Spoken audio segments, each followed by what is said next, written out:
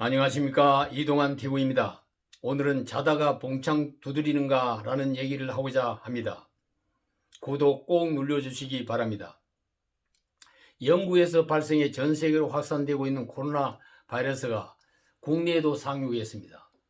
10월 28일 중앙방역대책본부는 영국 런던에서 거주하다가 지난 20일 입국한 한국인 일가족 4명이 변이 바이러스에 감염된 사실을 확인했다고 밝혔습니다.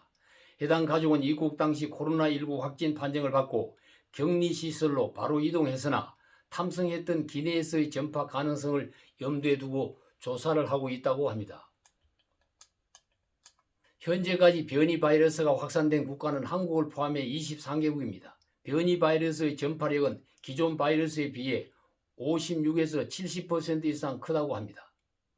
12월 28일 현재 코로나19 국내 누적 환자는 5만 8천 명이며 사망자는 860명을 넘었습니다. 매일 확진자 수가 1000명을 넘고 있으며 중증 환자의 병실이 없어 대기하다가 사망하는 사태가 벌어지고 있습니다. 코로나19 사태가 위중한 상황에 처해 있는데도 청와대와 정부의 현실 인식이 문제가 있습니다. 문재인 대통령이 28일 청와대 수석보좌관 회의에서 우리나라가 일평균 1000만 명대 확진자를 기록하는 동안 미국은 일평균 23만 명, 영국은 3만 3천 명, 독일은 2만 5천 명, 일본은 2,800명을 기록했다. 우리가 최고라는 자부심을 가져라 달라고 말했으며 백신을 충분히 구입하지 못했다가 접종이 늦어질 것이라는 염려는 사실이 아니다. 충분한 물량을 확보하고 있다고 강조했습니다. 방역 모범국인 대만은 현재 누적 환자가 780명이며 사망자는 7명뿐입니다.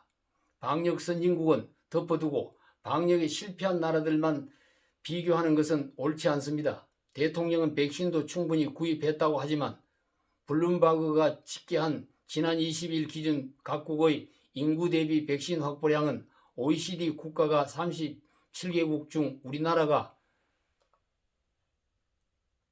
그에 비해 34위에 불과합니다.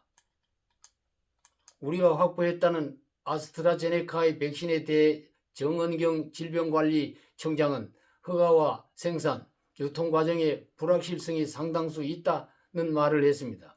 다른 나라는 여러 종류의 백신을 인구의 200% 또는 500%를 확보해 놓고 있습니다.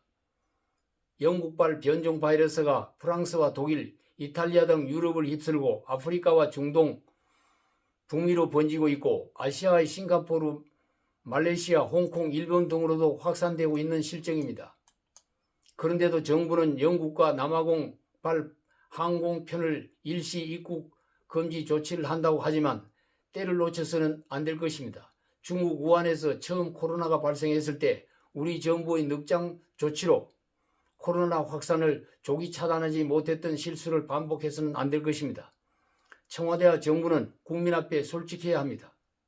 하루 1000명 이상의 확진자가 발생하는 것은 외국에 비하면 잘하고 있는 것이라고 둘러대지 말고 방역 대응을 잘못한 점을 스스로 돌아보고 사과할 것은 사과해야 될 것입니다. 그간 병상 준비 못한 것과 교도소 방역 못한 것, 요양원 방역 잘못했다면